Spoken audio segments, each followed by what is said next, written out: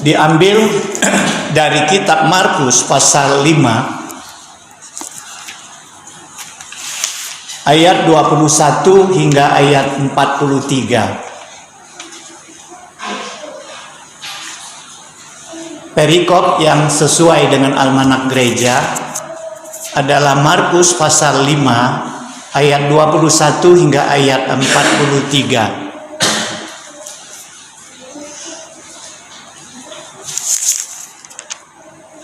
Bila sudah mendapatkan, mari kita baca dengan cara bersaut-sautan. Kita mulai. Sesudah Yesus menyeberang lagi dengan perahu, orang banyak berbondong-bondong datang lalu mengerumuni dia. Sedang ia berada di tepi danau,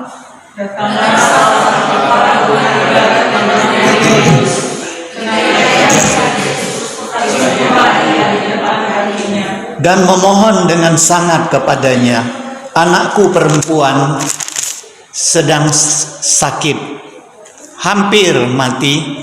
Datanglah," katanya, "dan letakkanlah tanganmu di atasnya, supaya ia selamat dan tetap hidup." Orang banyak berbondong-bondong mengikuti dia dan berdesak-desakan di dekatnya. Adalah di situ seorang perempuan yang sudah 12 tahun lamanya menderita pendarahan.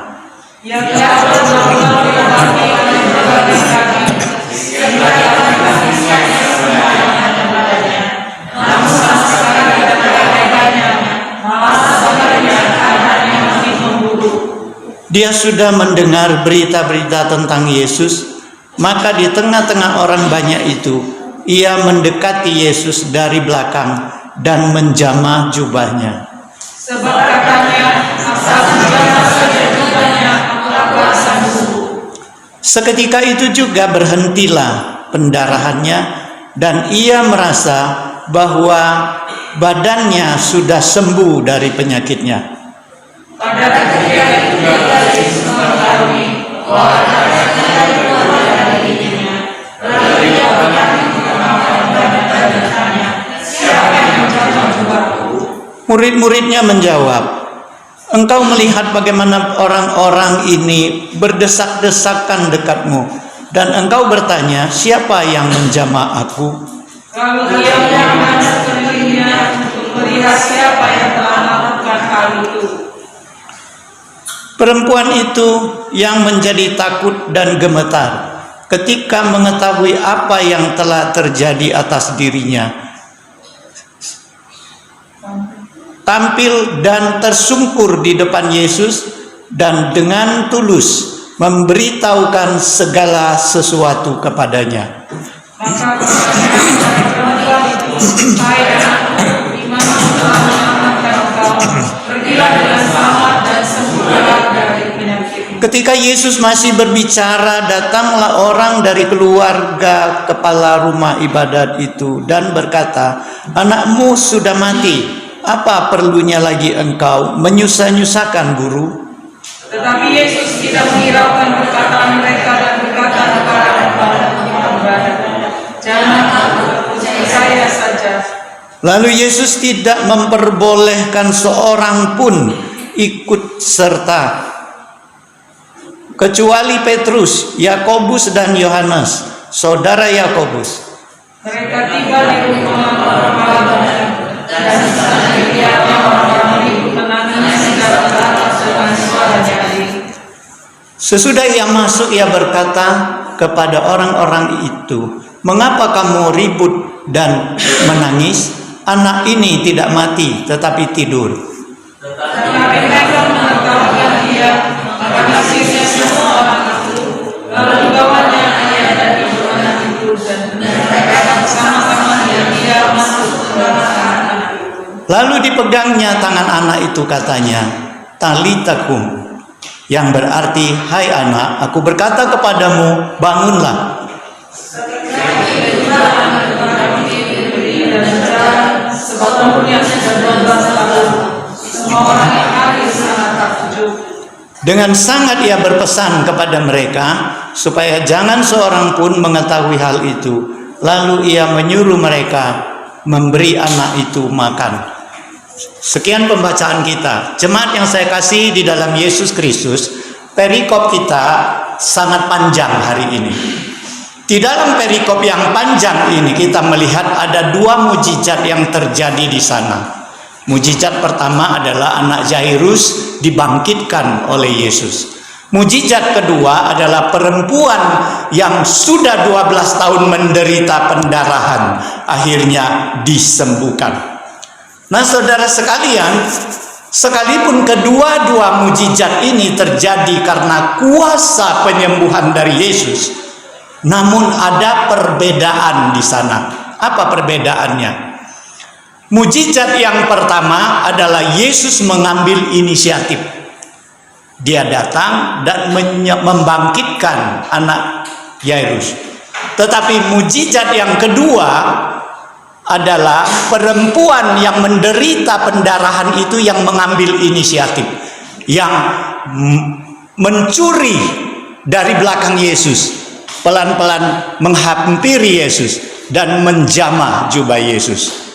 Nah, saudara sekalian, lalu mengapa kedua mujizat ini dijadikan satu perikop? Bukankah begitu panjangnya? Ya, saudara sekalian, karena apa? Karena mujizat kedua ini terselip di tengah-tengah mujizat yang pertama. Oleh sebab itu, diatur di dalam satu perikop. Jadi hari ini saya mengajak saudara sekalian, kita hanya merenungkan satu mujizat. Karena kalau dua mujizat kita renungkan, itu membutuhkan waktu yang sangat panjang. Jadi saya mengambil perikop yang kedua, yaitu perempuan yang menderita 12 tahun pendarahan dan disembuhkan oleh Yesus. Nah, saudara sekalian, kalau berbicara tentang penyakit pendarahan bagi wanita, ini sesuatu penyakit yang serius pada masa itu, yaitu pada masa Perjanjian Lama, di dalam agama atau di dalam hukum orang-orang Yahudi. Kenapa, saudara sekalian? Karena penyakit pendarahan bagi wanita ini dianggap suatu penyakit yang menajiskan. Nah, saudara sekalian, kita dapat membaca di dalam Imamat, tapi saya kutip hanya 2 ayat di dalam Imamat pasal 15. Mari kita dengar ya. Apabila seorang wanita mengalami pendarahan selama beberapa hari di luar masa haidnya, atau pendarahannya tidak berhenti sesudah masa haidnya, ia najis selama pendarahan itu, seperti pada waktu sedang haid. Nah, tempat yang ditiduri atau didudukinya selama waktu itu menjadi najis. Barang siapa menyentuh tempat itu juga menjadi najis. Ia harus mencuci pakaiannya dan mandi, dan ia najis sampai matahari terbenam. Nah, saudara sekalian, jangankan 12 tahun menderita pendarahan, wanita pada masa haid pun dinilai najis, dan mereka, apa yang mereka sentuh menjadi najis. Siapa tersentuh itu juga menjadi najis. Apalagi perempuan ini yang disebut di dalam mujizat yang kedua, selama 12 tahun pendarahannya tidak berhenti-henti. Nah, saudara sekalian, maka di segi sosial orang-orang ini dikucilkan. Artinya mereka harus menyadarkan diri, menjauhkan diri dari orang ramai supaya jangan menajiskan orang lain. Nah, saudara sekalian, ini penderitaan pertama bagi wanita ini. Secara sosial dia terpaksa dikucilkan. Nah, secara ekonomi Alkitab mengatakan uangnya sudah habis untuk berobat ke tabib-tabib. Saudara sekalian, uangnya sudah habis, dia menjadi sangat miskin. Ini penderitaan yang kedua secara ekonomi. Nah, secara kerohanian Wanita yang sedang pendarahan seperti ini tidak boleh mengikuti upacara-upacara agama. Ya, apalagi masuk ke rumah ibadah, mereka tidak diperbolehkan. Jadi di dalam hal kerohanian, wanita seperti ini menderita karena tidak bisa menyembah Tuhan dengan bebas. Tidak bisa, ada batasan-batasan dan larangan-larangan. Nah, secara fisik kita tahu, ya, 12 tahun pendarahannya tidak berhenti. Dapat dibayangkan bagaimana lemahnya fisik daripada perempuan ini. Nah, dengan penderitaan yang demikian beratlah perempuan ini, kata Alkitab, dia berdiri, dia berada di tengah kelompok orang yang berbondong-bondong yang mengerumuni Yesus di sekitar Yesus. Jadi saudara sekalian, mau apa dia di situ? Kita pasti tahu ya, dari Alkitab mengatakan, dia di situ dia mau sembuh. Nah, perempuan ini mempunyai sifat yang sangat harus kita pelajari, yang harus menjadi teladan kita. Bahwa perempuan ini sekalipun sudah 12 tahun gagal untuk mendapatkan pengobatan, untuk menyembuhkan penyakitnya, tetap dia tidak menyerah. Dia tidak menyerah. Dia tidak menyerah dengan keadaannya. Walaupun hartanya sudah habis, walaupun dia harus dikucilkan, walaupun fisiknya sudah begitu lemah, tetap di dalam hatinya mempunyai pengharapan untuk mau sembuh. Saudara sekalian, betapa seringkali kita tidak seperti itu. Ya, kita di dalam pergumulan, kita mudah menjadi bersungut-sungut. Kita mudah menjadi patah semangat. Kita mudah anjlok, kita mudah terkapar, saudara sekalian. Perempuan ini mempunyai semangat pantang menyerah. Dia mempunyai tujuan yang jelas bahwa yang dia butuhkan adalah kesembuhan. Oleh sebab itu pada saat itu dia berada di sana. Kenapa? Dia mau sembuh, dia ada di sana. Karena Alkitab mengatakan dia mendengar berita. Dia mendengar berita tentang Yesus. Dia mendengar cerita tentang Yesus. Saudara sekalian, ingat ya, dia mendengar, bukan melihat. Saudara sekalian, betapa hebat perempuan ini, ya. Dia tidak melepaskan sedikit pun kesempatan yang ada pada dia. Dia memegang kesempatan itu walaupun dia hanya mendengar tentang Yesus. Tentang apa? Tentang mujizat-mujizat Yesus. Itu yang diceritakan orang banyak. Tentang ajaran-ajaran Yesus yang begitu berkuasa. Itu cerita orang banyak. Tentang kuasa kesembuhan yang Yesus adakan. Itu cerita yang dia dengar. Tetapi dia menangkap kesempatan yang sedikit pun itu, dia datang. Dia dengan susah payah masuk di dalam rombongan yang berbondong-bondong, yang berdesak-desakan itu, dengan tubuhnya, dengan fisiknya yang sudah sangat lemah. Saya kalau nggak salah pernah nonton film ini ya. Ketika dia datang kepada Yesus, film itu mengatakan wanita itu sampai terbungkuk-bungkuk, sampai merangkak-rangkak untuk maju menghampiri Yesus. Demikian lemahnya. Tapi ini gambaran di dalam film. Sesungguhnya bagaimana pada saat itu orang baru tahu.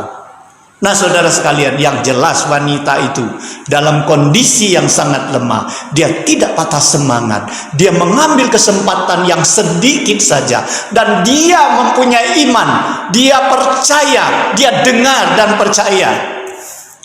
Nah saudara sekalian, saya teringat Paulus mengatakan, bagaimana orang datang kepada Tuhan dan berseru memohon pertolongan kepada Tuhan kalau dia tidak percaya kepada Tuhan. Bagaimana perempuan ini bisa datang di dalam mendekati Yesus kalau dia tidak percaya bahwa Yesus bisa menolong dia. Nah saudara sekalian, kata Paulus selanjutnya, bagaimana orang percaya kalau tidak ada orang kalau tidak mendengar. Kalau tidak mendengar. Nah, saudara sekalian, wanita ini kalau tidak mendengar cerita tentang Yesus, dia tidak mungkin bisa timbul kepercayaannya kepada Yesus. Nah, Paulus mengatakan bagaimana orang percaya kalau tidak ada yang memberitakan. Jadi di dalam Roma pasal 10 ayat ke 14 di situ mengatakan, tetapi bagaimana mereka dapat berseru kepadanya jika mereka tidak percaya kepada Dia? Bagaimana mereka dapat percaya kepada Dia jika mereka tidak mendengar tentang Dia? Bagaimana mereka mendengar tentang Dia jika tidak ada yang memberitakannya? Nah, saudara sekalian, iman timbul dari pendengaran. Ini yang mau Paulus katakan. Tapi siapa yang memperdengarkan itu? Adakah kita orang-orang yang sudah percaya kepada Tuhan yang dihimbau oleh Paulus pada hari ini? Beritakanlah firman. Beritakanlah firman. Di dalam 2 Timotius Paulus mengatakan, beritakan firman. Siap sedialah, baik atau tidak baik waktunya. Saudara sekalian, jangan meremehkan pemberitaan firman Tuhan. Beritakan firman, beritakan perbuatan Tuhan di dalam hidup kita. Beritakan firman di dalam Alkitab bahwa itu tidak mustahil akan membangkitkan iman orang kepada Tuhan. Ini tanggung jawab kita. Ini yang harus kita pelajari dari wanita ini. Saudara sekalian, wanita ini menjamah jubah Yesus. Kenapa wanita ini tidak seperti wanita yang lain, tidak seperti orang lain datang ke hadapan Yesus, minta tolong kepada Yesus dengan terang-terangan. Tuhan, sembuhkanlah, aku sakit. Kenapa dia tidak seperti itu? Kenapa dia harus sembunyi-sembunyi? Nah, kita sudah katakan tadi bahwa penyakitnya dianggap najis. Dia malu mengungkapkannya di depan Yesus dan didengar oleh orang banyak. Karena ada kemungkinan dia bisa ditertawakan, dia bisa diusir, dia bisa disisihkan. Nah, oleh sebab itu dia harus sembunyi-sembunyi dari belakang. Pelan-pelan dari belakang dia hampiri Yesus. Ada lagi penyebab orang menilai, ya, karena dia tahu dia najis. Kalau siapa tersentuh oleh dia atau dia menyentuh siapa, maka orang itu najis. Dia pikir jangan sampai Yesus terkena kenajisannya ketika menyentuh dia. Sembuhlah engkau. Ternyata Yesus kena najisnya. Ini tafsiran orang. Tapi semua kemungkinan bisa. Wanita ini yang tahu. Jadi saudara sekalian, inilah sebabnya kenapa dia tidak berani terang-terangan datang kepada Yesus mohon pertolongan, mohon kesembuhan, tetapi dia dari belakang pelan-pelan dia jamah Yesus. Saudara sekalian, ketika dia menjamah jubah, hatinya berbicara apa? Aku menjamah jubahnya, aku pasti sembuh. Saudara sekalian, iman ini luar biasa. Saudara sekalian, dia beriman di dalam persembunyiannya. Saudara sekalian, oleh sebab itu hari ini saya mengambil tema bahwa iman yang tersembunyi. Saudara sekalian, dinilai Tuhan atau tidak iman seperti itu? Oh, sangat dinilai oleh Tuhan. Saudara sekalian, saya ingat, ya, di dalam Alkitab Yesus pernah beri contoh. Ada orang Farisi, dia di rumah Allah, dia berdiri di tengah-tengah bait Allah, dia berdoa di depan dengan suara yang nyaring, Tuhan, aku bersyukur kepadamu bahwa aku seminggu puasa berapa kali, aku menderma berapa kali, aku tidak seperti pemungut cukai, tidak seperti yang itu. Oh saudara sekalian, dia nyatakan imannya terang-terangan, terbuka dengan begitu bangga. Tetapi di ujung belakang sana ada seorang pemungut cukai memukul dadanya dan berbicara hampir tidak kedengaran. Tuhan, ampunilah aku orang yang berdosa ini. Siapa yang dinilai Tuhan? Tuhan menilai hati. Saudara sekalian, ya, Tuhan menilai hati.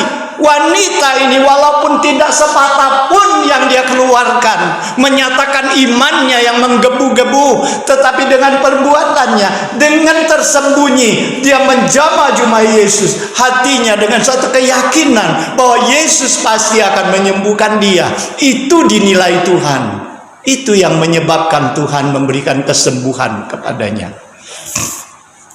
Saudara sekalian, lantas apakah jubah Yesus yang menyembuhkan perempuan ini? Ya, kita pasti bisa jawab bukan, ya. Bukan. Kuasa Yesus yang menyembuhkannya. Mudah jawabnya. Ya, mungkin kita jawab sambil kita bilang, ya saya tidak sebodoh itu, nggak bisa jawab pertanyaan ini. Mana mungkin jubah Yesus menyembuhkan perempuan itu? Pasti kuasa Yesus yang menyembuhkannya. Tapi saudara sekalian, pernah tidak kita lihat orang pasang salib besar-besar di kamarnya untuk menangkal supaya jangan ada roh jahat masuk ke kamarnya? Pernah kan? Pernah.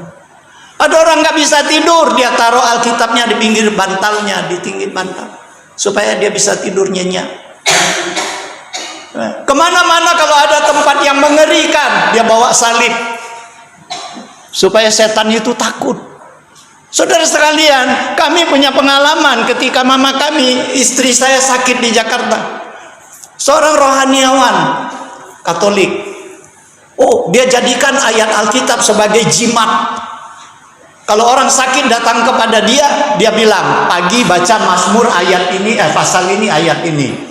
Nanti kalau siang baca ini dan ini. Nanti kalau malam baca ayat ini dan ini. Kalau minum air aqua yang sudah dia doakan. Oh saudara sekalian, kita mudah sekali mengatakan bahwa itu perbuatan yang bodoh, tetapi kita sering kali mengkultuskan, kita menjadikan alat-alat kerohanian itu sebagai suatu pegangan, bukan dari hati kita percaya kepada Yesus.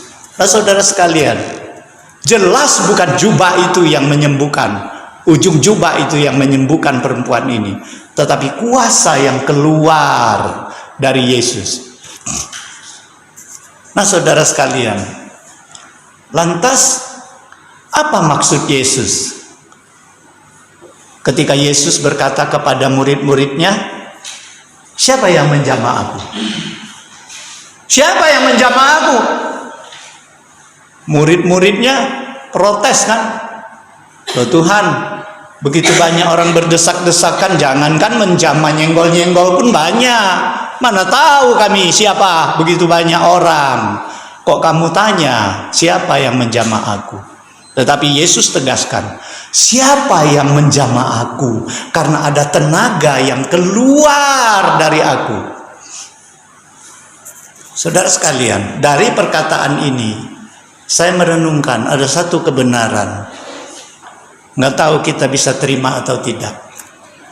Bahwa Yesus mau menyatakan ketika kita mau menolong seseorang, ada sesuatu yang harus kita salurkan. Jangan cuma ngomong. Kalau kita mau menolong seseorang, ada sesuatu yang harus kita korbankan. Apakah itu harta, apakah itu tenaga, apakah itu waktu, apakah itu pikiran, apakah itu nasihat. Sesuatu harus kita keluarkan ketika kita menolong orang. Yesus memberikan contoh. Karena ada tenaga yang keluar dari tubuhku. Nah, saudara sekalian, perempuan ini disembuhkan karena imannya. Makanya Yesus katakan, imanmu telah menyelamatkan engkau. Nah saudara sekalian, satu pertanyaan besar. Apakah Yesus memang tidak tahu siapa menjamah dia? Loh, bukankah Yesus ini maha tahu? Ya, kok Yesus pakai tanya dengan muridnya, siapa yang menjamah aku? Saudara sekalian, apa tujuan Yesus? Dia sudah tahu tapi dia bertanya. Nah saudara sekalian, di mana buktinya Yesus bisa tahu? Kita katakan Yesus tahu. Saudara sekalian, satu kali ketika ada orang Farisi yang namanya Simon mengundang Yesus ke rumahnya makan. Ya, pada saat itu sedang pesta-pesta, datanglah seorang perempuan yang berdosa. Seorang perempuan berdosa itu pelacur. Ya, seorang pelacur datang ke rumah itu dan dia mengurapi, dia nangis di kaki Yesus sehingga air matanya membasahi kaki Yesus. Dia mengurapi kaki Yesus, dia minyaki kaki Yesus, dan pada saat itu semua orang memperhatikan perbuatan wanita itu. Semua orang kenal wanita itu, orang berdosa, perempuan lacur itu. Ya. Jadi Simon ini dia nggak mau menegur perempuan itu, tapi dalam hatinya dia berpikir, kira-kira Tuhan ini, kalau Yesus ini, kalau memang dia nabi, dia utusan Allah, pasti dia tahu siapa perempuan yang mengurapi dia itu. Nah, dia mau ngecek Yesus ya. Dalam hatinya berpikir demikian. Alkitab mengatakan apa? Yesus tahu apa yang dipikirkan oleh Simon. Sehingga Yesus katakan, Simon, aku beri contoh kepadamu. Nah, di sini contoh itu tidak saya ceritakan di sini karena panjang, ya.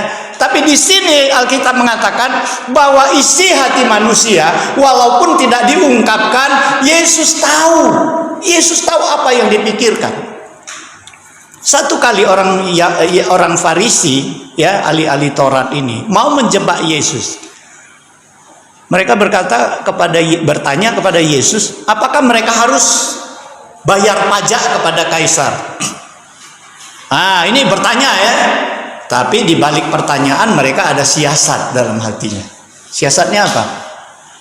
Kalau Yesus jawab jangan bayar pajak, Yesus bisa dilaporkan kepada kaisar bahwa Yesus menghasut rakyat, tidak usah bayar pajak, kena Yesus kan? Jadi kalau Yesus katakan bayar pajak, nah ini orang Yahudi paling tidak suka itu, ya. Karena mereka ditekan oleh pajak, semua orang yang menganjurkan bayar pajak mereka tidak suka. Makanya pemungut cukai tidak disukai oleh orang Yahudi, apalagi dia dari orang Yahudi. Yesus adalah orang Yahudi. Kalau Yesus katakan harus bayar pajak, maka Yesus akan hilang banyak pendukung. Nah, mereka walaupun tidak ungkapkan siasatnya, Alkitab mengatakan Yesus tahu akal bulus mereka. Sehingga Yesus katakan, coba ambil satu koin. Ini koin gambarnya siapa? Gambar kaisar. Oh, kalau gambar kaisar, milik kaisar, kembalikan kepada kaisar. Kalau milik Tuhan, kembalikan kepada Tuhan. Nah, saudara sekalian, di sini membuktikan Yesus tahu isi hati manusia. Nah, Yesus tahu isi hati manusia. Kenapa Yesus masih mau tanya siapa yang menjamah aku? Pasti Yesus tahu siapa yang menjamah dia. Tetapi Yesus justru bertanya seolah-olah mendesak muridnya. Siapa? Muridnya bilang, masa tanya itu, banyak orang kerumuni engkau, mana kami tahu. Tetapi Yesus tetap mengatakan, siapa? Karena ada tenagaku keluar. Ini menyebabkan wanita itu ketakutan. Ya, dia pikir, wah ini rahasianya sudah terungkap. Akhirnya dia tersungkur di depan Yesus dan dia mengakui. Nah, saudara sekalian, tujuan Yesus adalah supaya wanita ini bikin kesaksian, bikin satu pengakuan. Karena setiap kali Yesus menyembuhkan orang, Yesus tidak hanya mau menyembuhkan fisiknya, tetapi Yesus mau menyelamatkan mereka. Karena mereka yang disembuhkan, mereka yang percaya kepadanya. Saudara sekalian, kita lihat contoh 10 orang kusta datang kepada Yesus yang minta kesembuhan. 10-nya semua disembuhkan, hanya 1 yang kembali kepada Yesus mengucapkan syukur dan terima kasih, dan 1 itulah diselamatkan oleh Yesus. Karena Yesus katakan apa? Imanmu telah menyelamatkan engkau. Tujuan Yesus adalah melalui pengakuan daripada perempuan yang menderita sakit ini, dia akan akan diselamatkan. Karena pengakuan itu adalah pengakuan imannya yang Yesus mau dia ungkapkan di tengah orang ramai sebagai suatu kesaksian. Yesus mau dia membuat kesaksian. Saudara sekalian, betapa banyak perbuatan Tuhan kepada kita. Betapa banyak berkat Tuhan kepada kita. Sudah berapa kali kita menyaksikan nama Tuhan. Sudah berapa kesaksian kita memberkati banyak orang. Saudara sekalian, perempuan ini Alkitab mengatakan dia tersungkur di depan Yesus.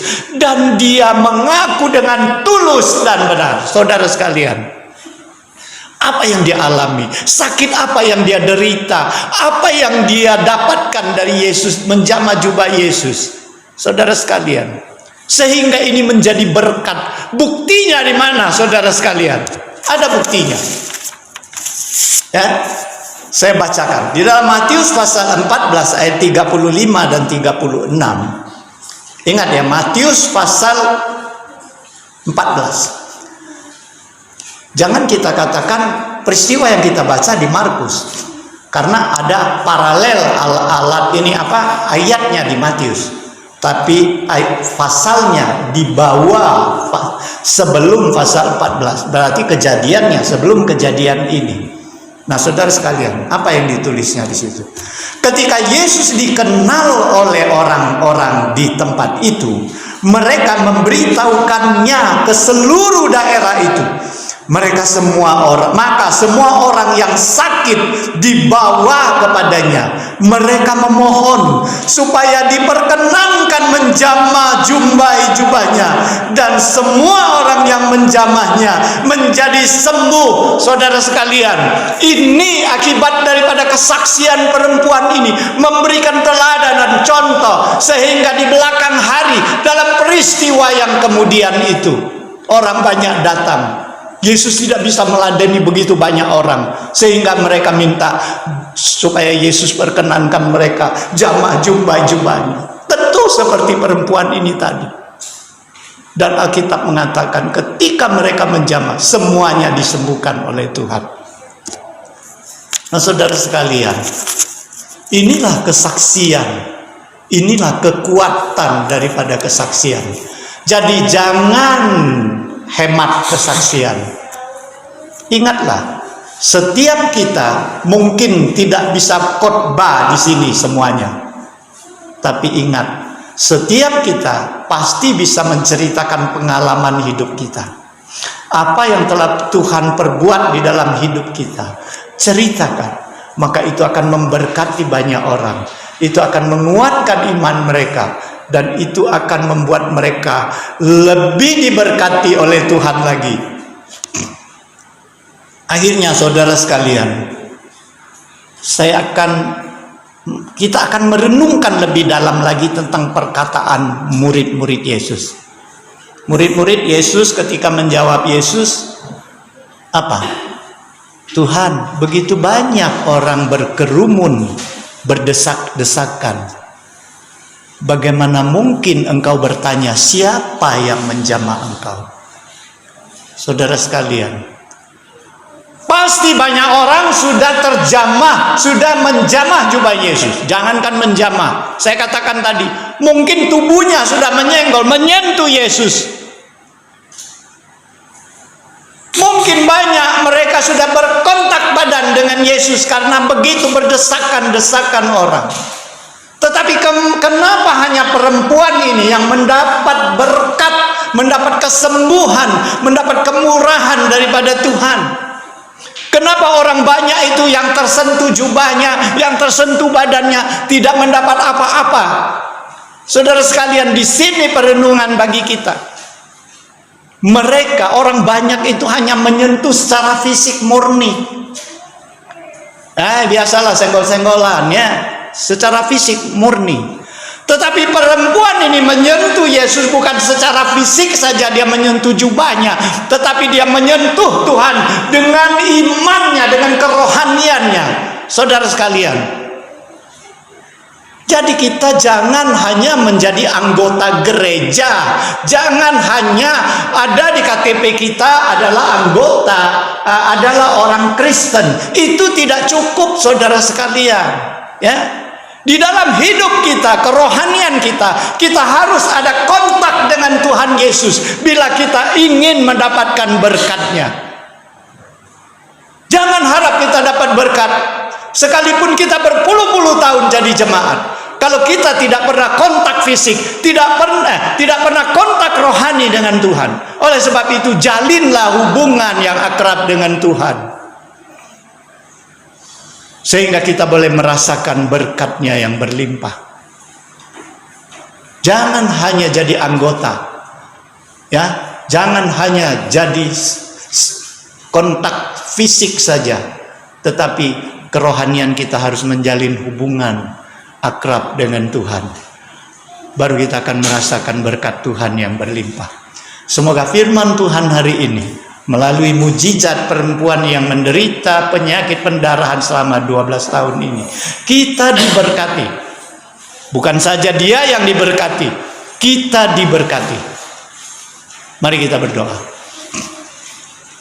Bapa di surga, kami mau bersyukur kepadamu. Kami mohon Tuhan, melalui firman-Mu, biarlah Engkau berbicara selalu di dalam hati kami, sehingga kami selalu mengingat bagaimana iman kami kepada Tuhan, sehingga kami selalu belajar bagaimana kami menjalin hubungan dengan Tuhan, sehingga kami selalu boleh merasakan berkat-Mu yang berlimpah, yang mengalir di dalam hidup kami, sehingga tenaga-Mu, kuasa-Mu mengalir dan memenuhi jiwa kami dan hidup kami, sehingga kami dapat menyaksikan iman kami, menyaksikan perbuatan Tuhan di dalam hidup kami, sehingga kami menjadi berkat bagi banyak orang. Kami menjadi pemberita firman-Mu. Terima kasih Tuhan, beri kami kekuatan, mampukan kami Tuhan. Di dalam Yesus Kristus kami berdoa, amin.